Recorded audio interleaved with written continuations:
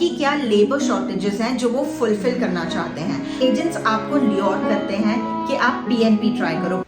Hi guys, welcome back to the channel. Hope you all are doing great. मेरा नाम है Ruby और मैं हूँ इंडियन मॉन्टेल्स कनाडा।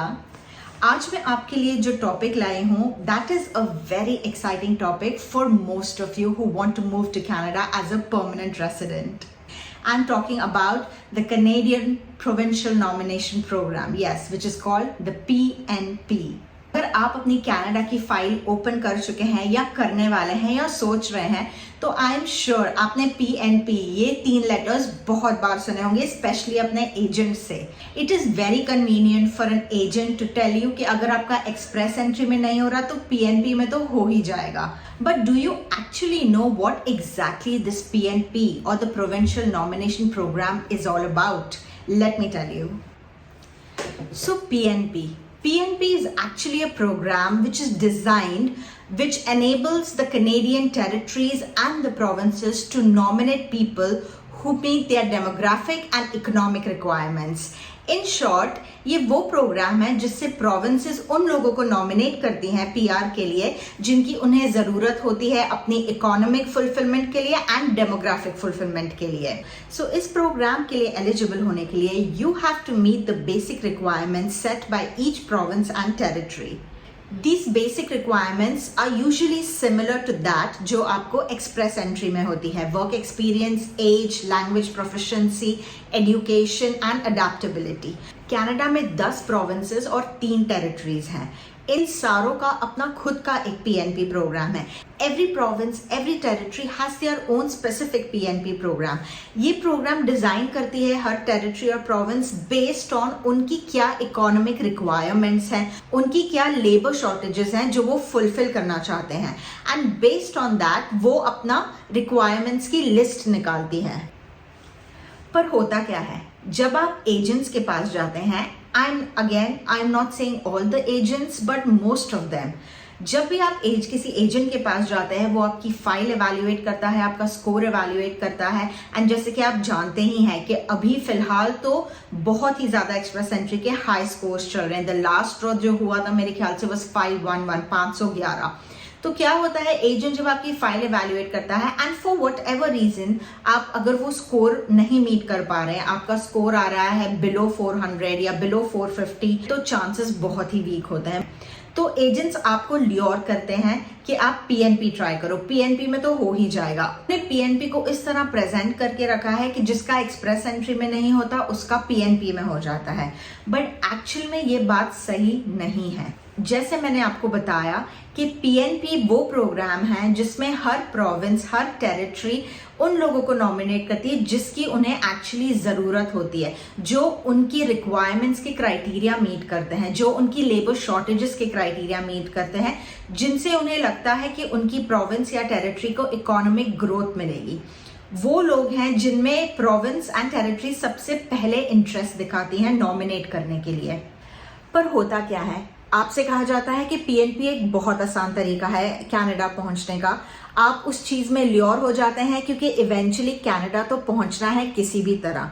पर एक्चुअली क्या आपने सोचा है, क्या आप एक्चुअली रिसर्च करते हैं कि जिस PNP की एजेंट बात कर रहा है क्या आप उस क्राइटेरिया में फिट भी बैठते हैं, या आप सिर्फ अपने पैसे वेस्ट करेंगे उसकी बात मानकर और अपना टाइम स्पेंड करेंगे वो फाइल जमा करने में. और so I would highly recommend and highly suggest all of you out there जिनको भी एजेंट्स के थ्रू बोला गया है कि आपका PNP में हो जाएगा या जो सोच रहे हैं, please I would highly recommend you guys कि आप प्लीज रिसर्च करें. You have to research and find that province और territory that aligns with your financial, economical and family goal. जैसे कि मैंने आपको बताया कि हर प्रोविंस और हर टेरिटरी का अपना खुद का एक PNP प्रोग्राम होता है. तो जाहिर सी बात है कि उनकी रिक्वायरमेंट्स और एलिजिबिलिटी क्राइटेरियाज भी डिफरेंट होंगे. फॉर एग्जाम्पल अगर आप यहाँ देखें new फाउंडलैंड and Labrador, so if you go through their PNP website तो उनकी ये सारे एलिजिबिलिटी क्राइटेरियाज एंड रिक्वायरमेंट्स हैं. One of the most important criteria that they have is that you should have a job offer from an employer in Newfoundland and Labrador. That's one of the most important things. और इस website पे जैसे कि आप देख रहे हैं students के लिए, इन्वेस्टमेंट्स के लिए, बिजनेस के लिए, सबके लिए अलग अलग क्राइटेरियाज हैं। स्किल्ड वर्कर्स के लिए, सबके लिए अलग अलग क्राइटेरियाज हैं और क्लियरली मेंशन है कि वो किन्हें प्रायोरिटी देंगे। इसी तरह हर प्रोविंस की और हर टेरिटरी की अपनी वेबसाइट है जहां पे उन्होंने क्लियरली मेंशन किया हुआ है कि पीएनपी ग्रांट करने के लिए उनकी प्रोविंस को किस चीज की जरूरत है, किन लोगों की जरूरत है। नेक्स्ट टाइम जब आपका एजेंट कहे कि न्यू फाउंडलैंड एंड लैब्राडोर में पीएनपी करवा देते हैं तो आप उनसे ये पूछेगा कि जॉब ऑफर कहाँ है, एम्प्लॉयमेंट लेटर कहाँ है, because that is the basic requirement for PNP new फाउंडलैंड and Labrador. इसी तरह one of the things is Alberta उन लोगों को प्रायोरिटी देती है जिनके family members, blood relation family members Alberta में रहते हैं, which could include your grand parents, your parents और सिबलिंग्स और your spouse. So it should be either a marital relation और अ ब्लड रिलेशन। तो अगर ये वहां पे मौजूद है तो आपको प्रेफरेंस मिलता है। It's not an eligibility criteria but it definitely helps. So आप इमेजिन कीजिए कि आपने पीएनपी डाला है, आपके साथ 10,000 ऐसे लोग हैं पूल में जिन्होंने पीएनपी डाला है, कोई ना कोई ब्लड रिलेटिव या स्पाउस रहते हैं अल्बर्टा में, तो ऑफ कोर्स उन्हें आपके ऊपर प्रेफरेंस मिलेगी। So when you look at these little points of every province, तब आपको रियलाइज होता है कि किस जगह आपको एक्चुअली नॉमिनेशन मिल सकता है और किस जगह आपका बिल्कुल भी चांस नहीं है।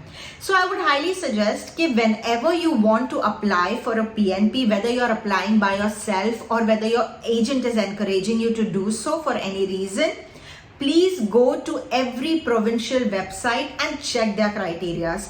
अगर आपको लगता है कि आप उनके criterias meet कर पाएंगे तभी जाके आप किसी को, एजेंट को पैसे भरें और अपनी फाइल डालें। Otherwise it is just a big money making machine for everyone out there at the cost of you. So it is very important for you to research and find that one province or territory that aligns with your skills and aspiration. Also, जैसे कि मैंने आपको अभी new फाउंडलैंड की जो website दिखाई, उस पर अगर आपने नोटिस किया होगा, वहां लिखा था कि उनके पास एक साल में सिर्फ 1000 के करीब एप्लीकेशंस होती हैं जो वो अप्रूव कर सकते हैं फॉर पीएनपी। सो इससे आप अंदाजा लगा सकते हैं कि हर टेरिटरी और हर प्रोविंस को भी अराउंड उतना ही कोटा मिलता होगा पीएनपी नॉमिनेशंस के लिए। इस हिसाब से पूल में बहुत सारी एप्लीकेशंस होती हैं जो पीएनपी के लिए जाती हैं। If you want to stand the best chance, it is advisable that you meet all the requirements and the eligibility criteria that the province is actually looking for, so that आपकी file pick होने के बहुत ज्यादा chances हों। One of the most important things to look at when you're applying for a PNP is their NOC list. उनकी labor shortage किस चीज में है?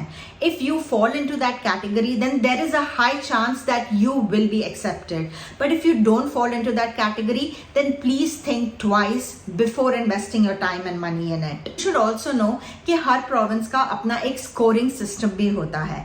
फॉर एग्जाम्पल अल्बर्टा का स्कोरिंग सिस्टम है आउट ऑफ 100, उसमें जिनके भी मैक्सिमम पॉइंट्स होते हैं आउट ऑफ 100, सिर्फ उन लोगों को पीएनपी ऑफर की जाती है। तो इन केस अगर आपका एक्सप्रेस एंट्री में नहीं हो रहा, आपसे कहा गया कि आप पीएनपी में अप्लाई कर सकते हैं, आपके चांसेस हैं, so please note and please make sure कि आपका स्कोर क्या है। अगर आपका स्कोर उसमें भी बिलो 70, बिलो 60 जा रहा है, देन यू ऑलरेडी नो के चांसेस नहीं है, क्योंकि अगर एक प्रोविंस के पास सिर्फ 1000 नॉमिनेशन है पूरे साल में, आप अंदाजा लगा सकते हैं कितने लोग पीएनपी अप्लाई करते होंगे। उसमें से एक प्रोविंस सिर्फ 1000 लोगों को चुन सकती है।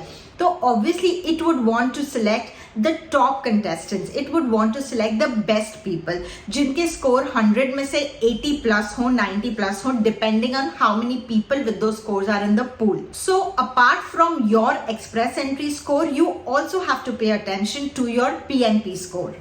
ऑल्सो एक बहुत ही इंपॉर्टेंट बात है जो हम हमेशा भूल जाते हैं, that is adaptability.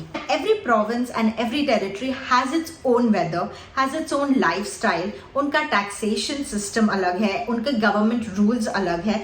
Her province एक small country, अपने आप में एक small country की तरह run करता है। So it becomes very important for you to make this life changing decision कि आपको किस प्रोविंस में जाना है।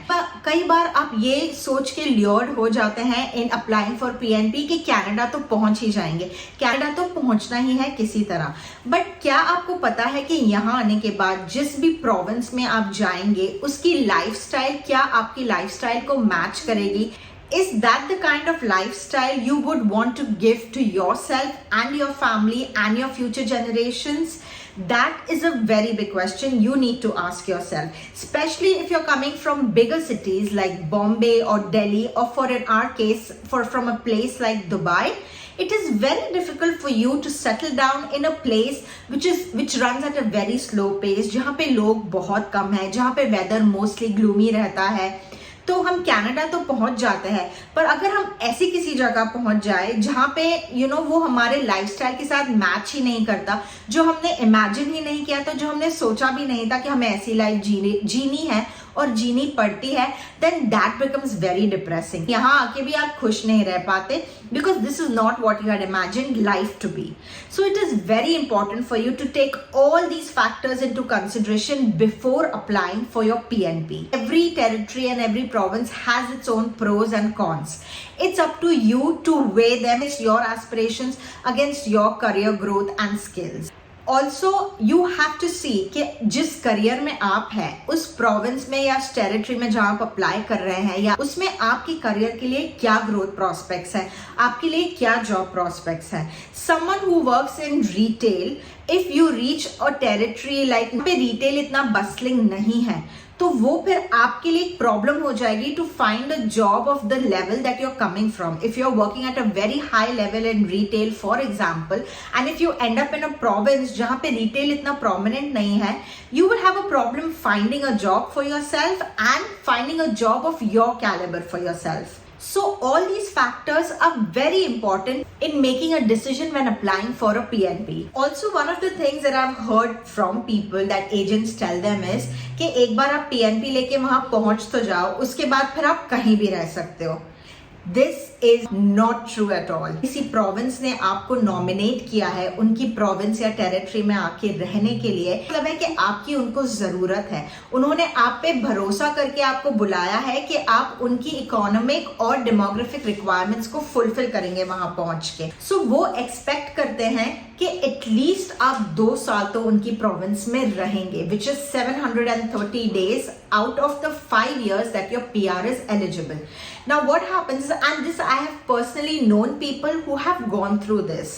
यहाँ पे आते हैं पीएनपी लेके किसी भी छोटी सी टेरिटरी या प्रोविंस का, वहां पे रह के पीआर कार्ड अप्लाई करते हैं। जैसे ही पीआर कार्ड आ जाता है, they want to move to a bigger city and they move out to bigger cities like Toronto or Vancouver या अल्बर्टा में चले जाते हैं।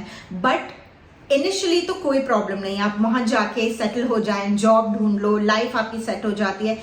प्रॉब्लम आती है जब आपको अपना पीआर कार्ड रिन्यू करना होता है, या तो जब आपको अपनी सिटीजनशिप अप्लाई करनी होती है। इन दोनों ही केसेस में जब आप एप्लीकेशन फॉर्म भरते हैं तो आपकी पूरी हिस्ट्री उस फॉर्म में जाती है कि आपने पिछले 3 सालों में या 2 सालों में क्या किया, आप कहाँ रहे, कहाँ जॉब की। जब उसमें आप मेंशन करते हैं कि आप पीएनपी से तो आए थे प्रोबेबली प्रिंस एडवर्ड आइलैंड से, पर वहां आप सिर्फ 2 महीने रहे हैं और आप पिछले 2 साल से या पिछले 3 साल से टोरंटो में रह रहे हैं, that's where the problem comes in.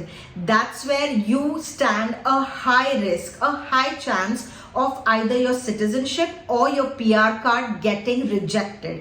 Your permanent residency can also be cancelled because you came here on a PNP to fulfill the requirement of that territory, और उस particular territory में आप रहे ही नहीं because you thought it was okay for you to move out once you receive your PR card, but it is not okay. You have to live in that territory for at least a minimum of 2 years, जब तक आप अपना at least पहला PR card ना renew कर दे या citizenship ना apply करें। There are chances, I'm not saying that this will happen 100%, but you stand a very, very high risk. I have personally known 2 people who came here on a PNP in a different province, moved out to a bigger city, they moved out to Toronto. जब उन्होंने अपना PR card renew करने के लिए डाला, उनका renewal reject हो गया, उनकी परमानेंट रेसिडेंसी कैंसिल हो गई because they did not fulfill the requirements that the PNP had outlined.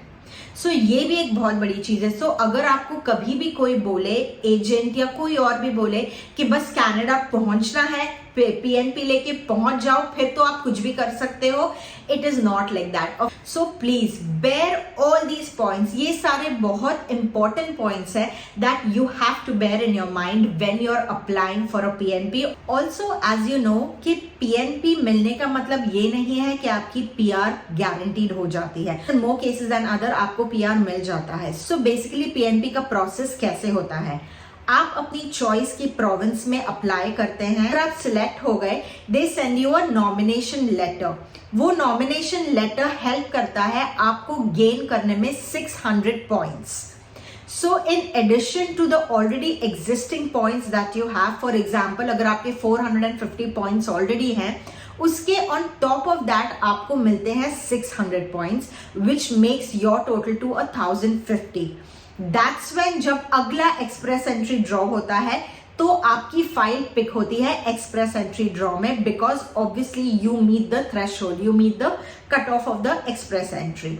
So that is how a PNP works. तो ये थी इंफॉर्मेशन जो मुझे आपको देनी थी आज, because I really want you guys to make a decision which is going to be really fruitful for your future and not waste a lot of money. So I hope आज की ये video आप लोगों को पसंद आई होगी, आप लोगों को इन्फॉर्मेटिव लगी होगी। मुझे कॉमेंट करके बताइए what do you think about it, and if you have already applied for PNP and which provinces you guys are planning to come, I would love to know that. And please like the video and subscribe to my channel. I'm going to meet you guys very soon. Till then, stay safe. Bye.